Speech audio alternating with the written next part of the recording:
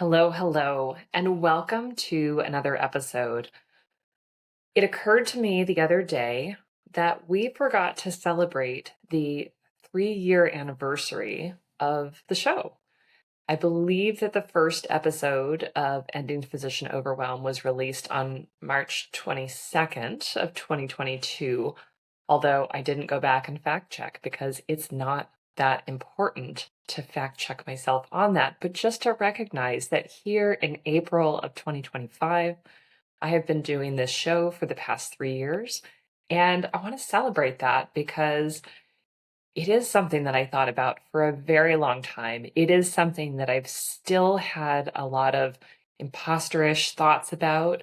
And yet here we are, growing, putting content out there, and really helping to address the issues of burnout, overwhelm, loneliness, all of these issues, which I think are so prevalent in the physician community. So I want to say a huge thank you for being here.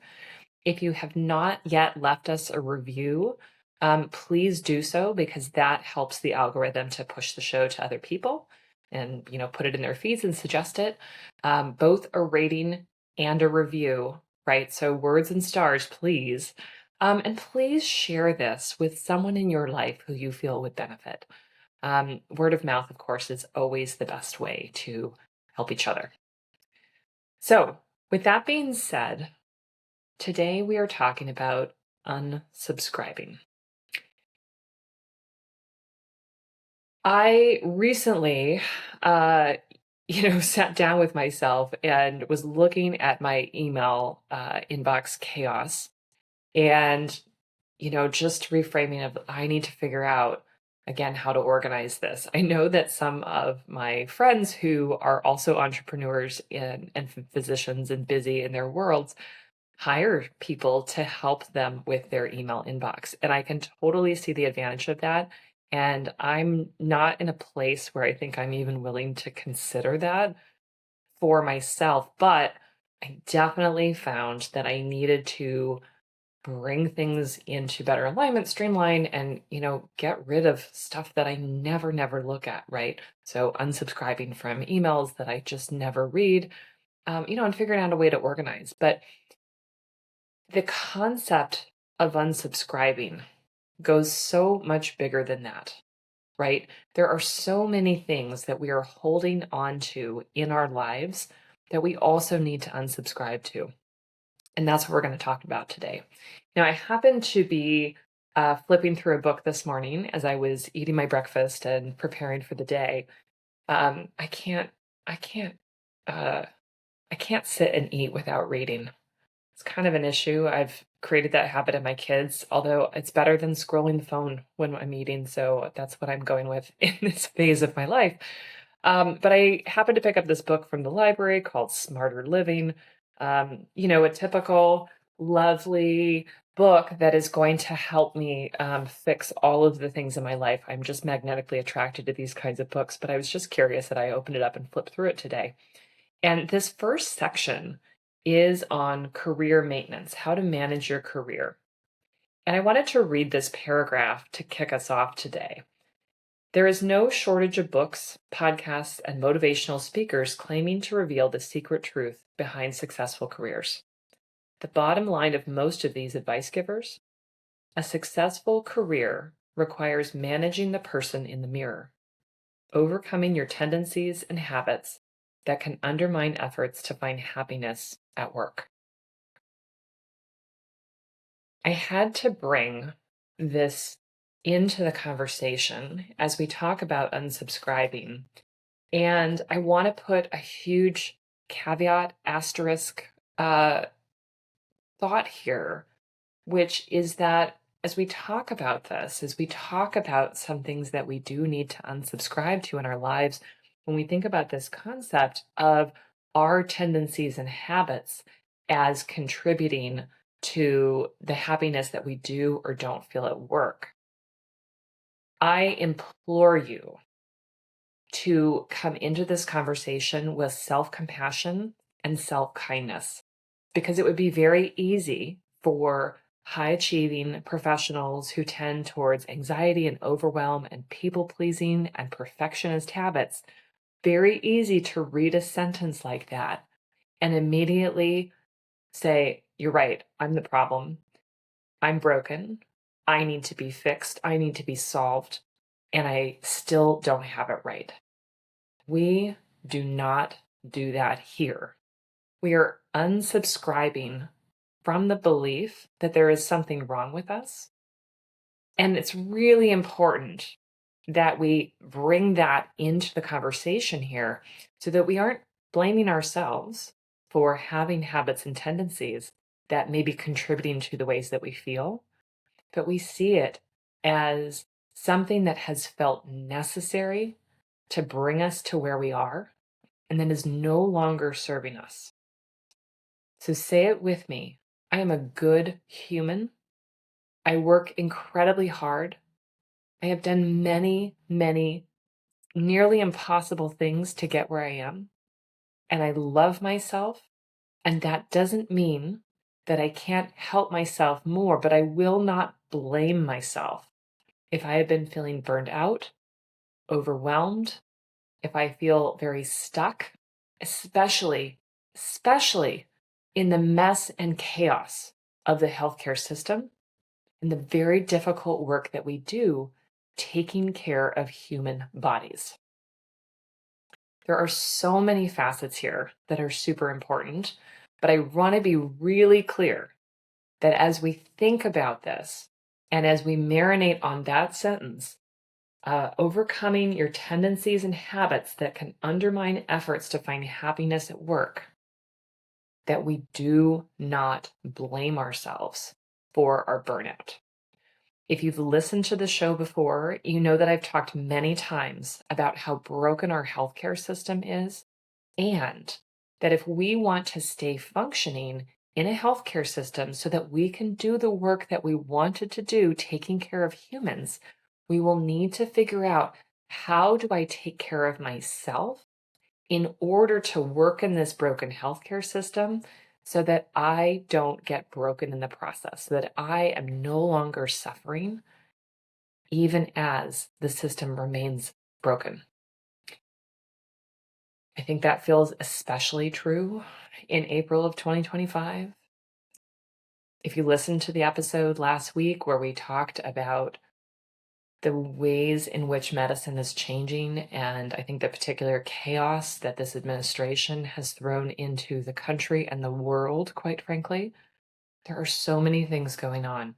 But in order for us to take care of ourselves and have what we need, we will need to hold on to that self-compassion and no longer blame ourselves for being in the situations that we are. All right.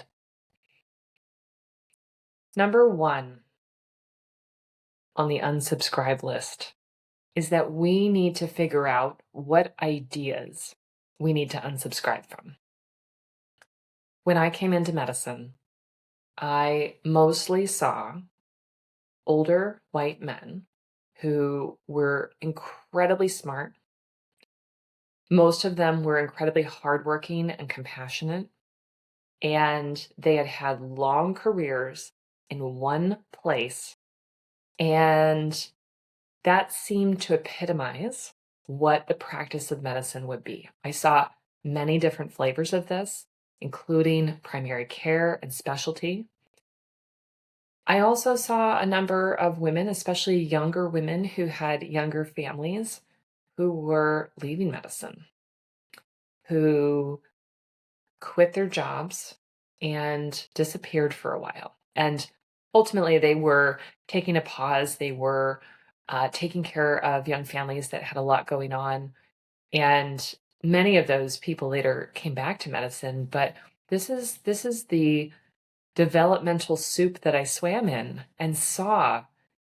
And I internalized that the successful practice of medicine would be, being this person who would stay in this place, who would somehow survive the burnout, that would be resilient and tough and yet compassionate at the same time. And my friends, I floundered so much holding on to that idea. There were different circumstances, of course, throughout the course of all of those different careers that I just described.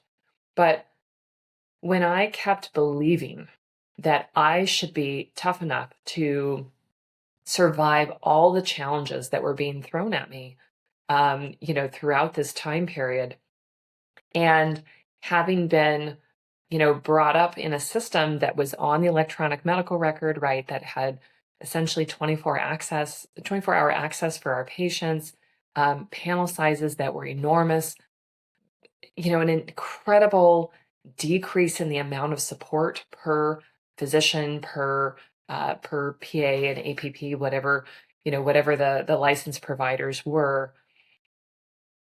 I grew up and started practicing medicine in a very different time than the people before me that I was seeing at that time. But it took me a very long time to unsubscribe from the idea that I should be able to do what they were doing. And I should be able to, have done it and be happy about it.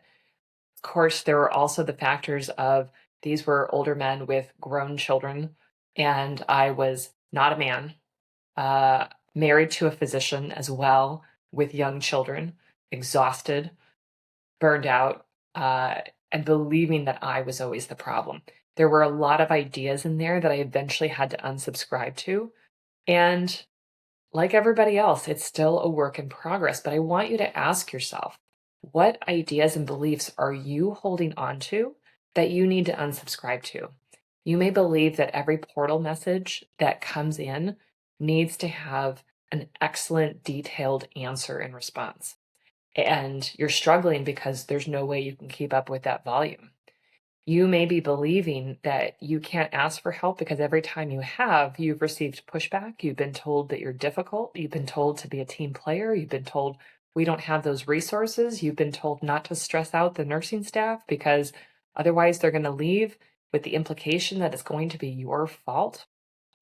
You have probably been told so many things that you have internalized into believing that that means that you can't get help, that you don't deserve help in some way, and that there's something wrong with you for even asking. Take a deep breath, my friends. It is completely unrealistic that we do not have the support that we need, and we have lots and lots of evidence that that's true. But if we are believing that we should be able to do this, knowing that many studies have pointed to the fact that there is too much work on the back of physicians and licensed providers, and I'm going to argue probably also consequently on our RNs and our nursing staff, right? There are unfair expectations across medicine with these incredible burdens, and there are lots of financial and other reasons why we do not have adequate help. But if we are believing this and we are overworking constantly and chronically to try and make up for a broken healthcare system, that is completely unsustainable. And I don't know anyone who is surviving doing that. This leads to burnout. This leads to people leaving medicine. This leads to staff leaving medicine. This leads to incredible harms. We need to unsubscribe from the idea that we should be able to do this. And I want you to figure out, what am I believing that I need to let go of? That's a big piece of work, and you're not going to flip a switch and automatically change the way that you think and believe. But this is something that is done progressively over time. This is something that is done incrementally, and something that you'll need to practice. Because when we have those thoughts come in of, oh, I should be able to do this, and oh, I'm so around and like, look at all these messages and look at all these things I have to reply to, and it's too much, we need to pause and say, this really isn't sustainable. And I'm going to need to send some very simple messages of, this needs a visit. We're going to need to talk about these results. We are going to need to put it into a place that there's already some time. Now, I hear your pushback. I don't, my appointments are booked out. I can't make that happen. Are you willing to perpetuate the broken system? Or are you going to say it is not reasonable to do this and hold that boundary in whatever way that looks for you and say, this is not safe care the way that I am doing this? Again, not blaming ourselves, but just saying, I can't spend 20 minutes on a portal message and not be able to see patients that I need to be able to see and still be a human who takes care of themselves and lives a reasonable life. I can't do it. So we're going to have to figure out some other kind of solution, and that's going to be uncomfortable.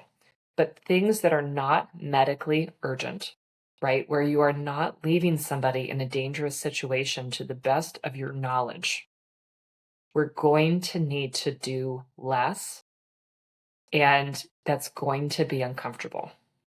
But we're going to unsubscribe from the idea that we should be able to do this, that we should be able to do it without help, that this is a reasonable ask of all of us, right? You can see there is a lot baked in here.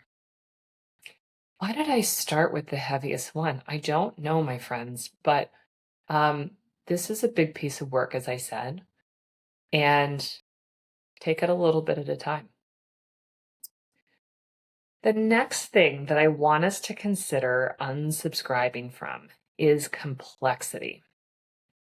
So this falls into several different categories. One, when we believe that we will be fixed in whatever way that looks like by developing some kind of complex system with lots of checkboxes, or maybe we buy a fancy journal, or we get a new app, right? Something productivity focused that is magically going to help us be better. And yet it's complicated and it's a big piece of work. And it takes us a long time to set up and we forget to do it. Or we say, oh, it's too hard. I don't have the time. We need to let go of the idea that complex is better. Raise your hand, right? If you know what I'm talking about, if you've bought the planner, the app, you've bought some book, right? And some system.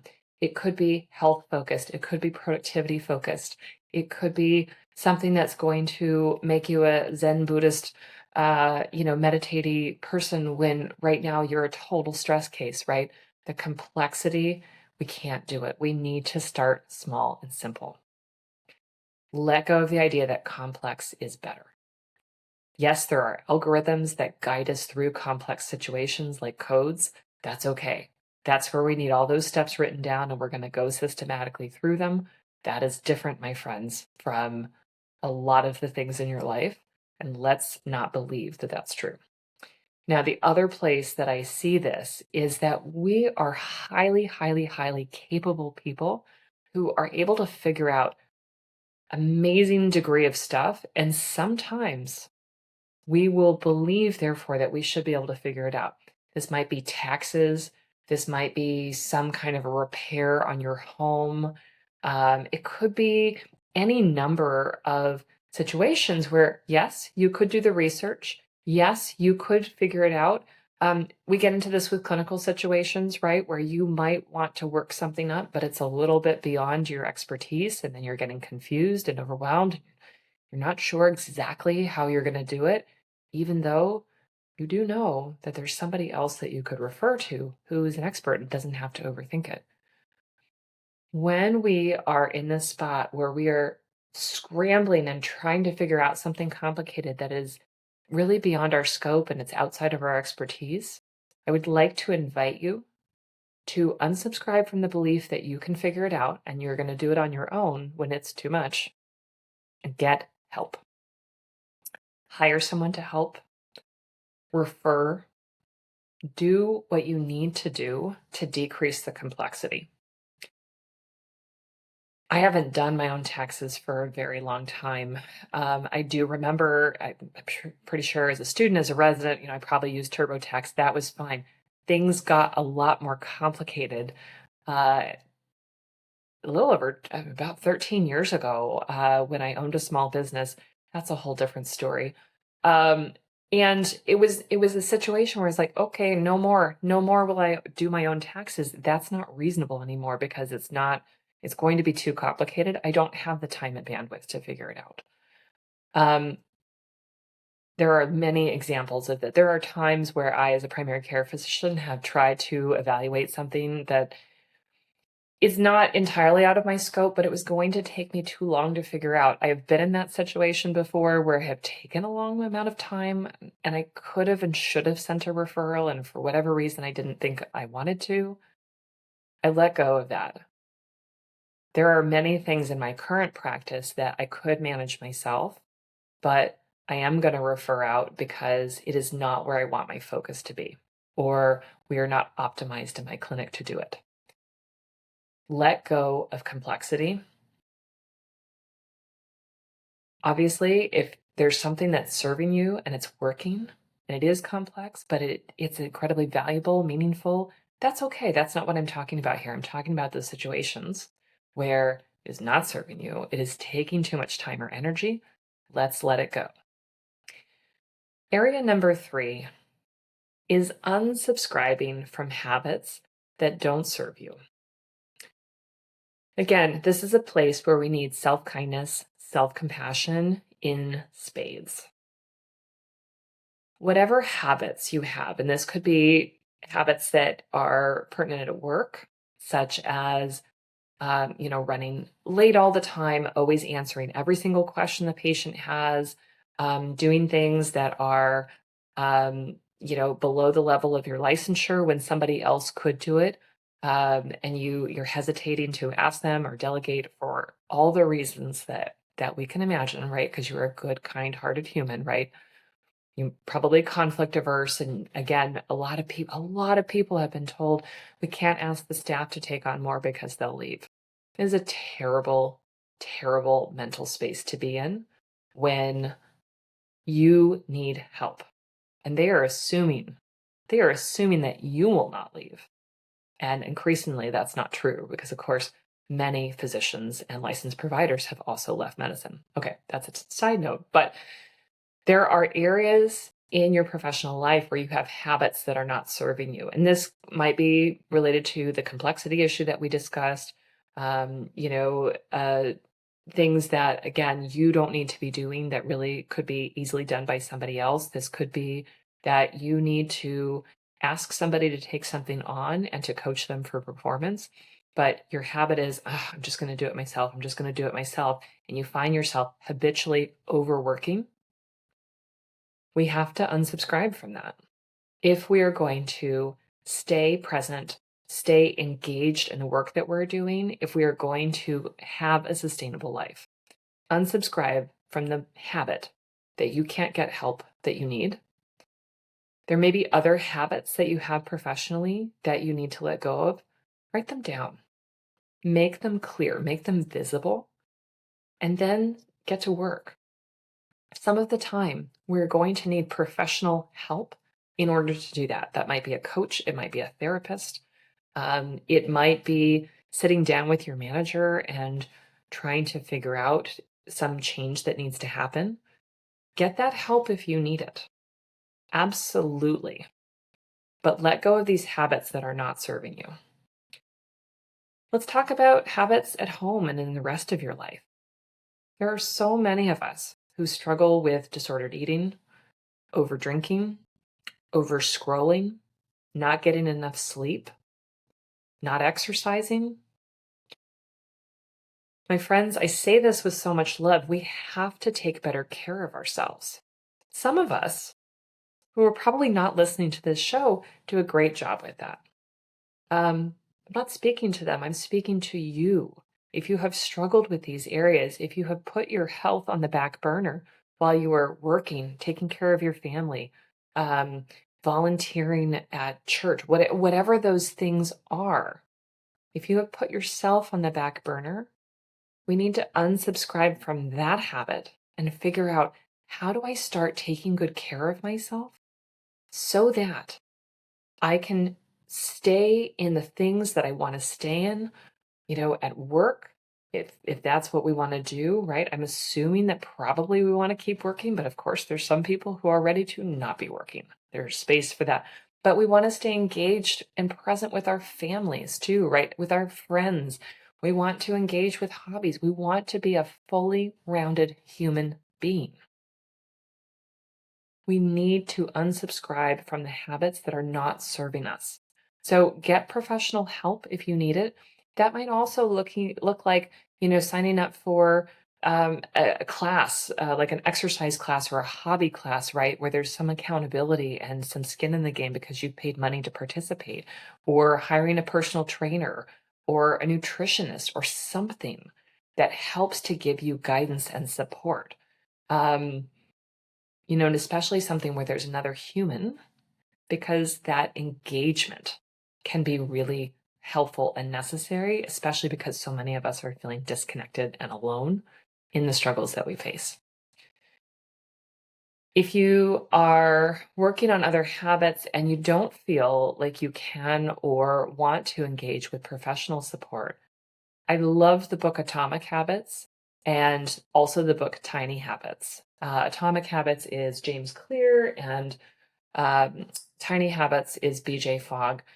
Slightly different perspectives, but really looking at the habit literature, which there is a body of literature that focuses on that, and trying to make building good habits easier and trying to make letting go of bad habits also easier. There's different mechanisms that are used to do both of those things, but it's not the white knuckle approach. It's not the beating yourself up approach. It's not the you should just work harder and figure this out approach, right? It's using habit science to really elevate and push us forward. Super helpful resources.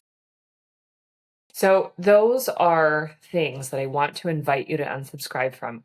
You may also unsubscribe from those emails that you're not reading. I give you permission. They might be a good idea. I'm subscribed to so many medical journals and newsletters and things of various kinds, and I generally don't read them.